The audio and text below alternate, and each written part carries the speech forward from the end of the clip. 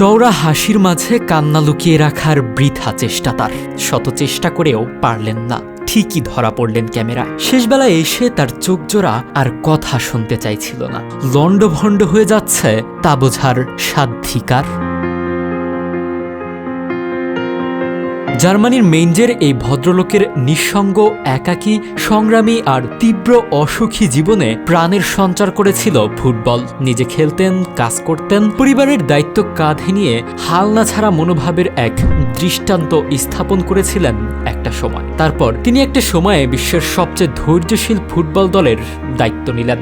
ভদ্রলোক ম্যাজিক জানেন না ঠিক, তবে কিছু একটা তার মধ্যে খুঁজে পেয়েছিল বরুসিয়া ডর্টমুন্ড ভক্তরা। অশান্ত জনসমুদ্রকে এক পলকে শান্ত করে দিতে একগাল রাশভারী হাসি হেসে বুক চাপটে হুঙ্কার দিতেন। সে হাসিতে কোনো অহংকার থাকতো না, দিগ্বিজয়ের আনন্দও থাকতো না। তবু ম্যাজিক দেখিয়ে দর্শকদের যে আনন্দ ম্যাজিশিয়ানেরা পায়, চোখে মুখে যে অদ্ভুত এক হাসি ফুটে ওঠে তাদের, ভদ্রলোক সে হাসি বোধহয় হাসতেন। ম্যাচ শেষে বিশাল ব্যবধানে হেরে গেছে তার দল। রাগ করে মাঠ ছেড়ে যাওয়ার লোক তিনি নন। জনসমুদ্রকে সাক্ষী রেখে তার শীর্ষদের বুকে টেনে মাথায় হাত বুলিয়ে শান্ত করা উন্মাদ মানুষ তিনি। সেই নর্মাল ওয়ান ভেঙ্গে চুরে একাকার থাকা একদল যুবকদের মসৃণ চাদরে মুড়িয়ে মুগ্ধতার রূপে প্রকাশ করলেন দুনিয়ার সামনে। 30 বছরের আক্ষেপ ঘোচালেন। কথা দিয়েছিলেন 4 বছরের ভেতরে শিরোপা এনে দিবেন ক্যাবিনেটে।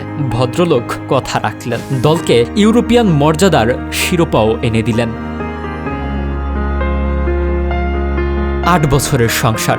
লিভারপুলকে এই সময়ে তিনি কি দিয়েছেন সে হিসাব কষতে ক্লান্তি লাগার কথা। অথচ কত কিছুই তো দেওয়ার কথা ছিল, আর কত কিছুই তো দিয়েছেন।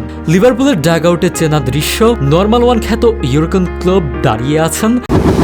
আমাদের ভিডিওগুলো ঢাকা থেকে দেখছেন ফজলে রাব্বি, মোহাম্মদ শরীফুল ইসলাম মন দেখছেন কুমিল্লা থেকে, নরসিংদী থেকে দেখছেন ফেরদৌস আহমেদ সাগর, কিশোরগঞ্জ থেকে দেখছেন মেহেদি হাসান এবং মোহাম্মদ মোবারক হোসেন আরমান দেখছেন মালয়েশিয়া থেকে।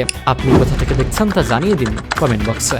ধুঁকতে থাকা ক্লাবটিকে পুনরায় জাগিয়ে তুলেছেন, জিতিয়েছেন প্রিমিয়ার লিগের শিরোপা। তবে এসব কিছু ছাপিয়ে লিভারপুলের চিরায়ত slogan you will never walk অ্যালোনের মতো ক্লাবটিকে অসহায় হতে দেননি। ম্যাচ জিতলে যখন এই ভদ্রলোক বিশুদ্ধ ভালোবাসায় ক্লাবের পাশে দাঁড়ান, সকল উষ্ণতা ছড়িয়ে দেন, তখন অদ্ভুত এক মায়াজালে তার প্রতি আকর্ষণে পড়ে কোটি মানুষ। কত শরতের বিকেলে আনন্দে উদ্বেলিত করেছেন অলরেড ভক্তদের। কত শীতের রাতে মন ভালো করার ওষুধের মতো কাজ করেছেন। কত অনিশ্চিত মুহূর্তের ত্রাণকর্তা হয়ে ভক্তদের জীবন পাল্টে দিয়েছেন। জীবন এভাবে চললে কি আর এমন ক্ষতি হয়ে যেত? পূর্ব নির্ধারিত সবকিছুর মতো ক্লোপের ছেড়ে যাওয়াটাও কি নির্ধারিত ছিল?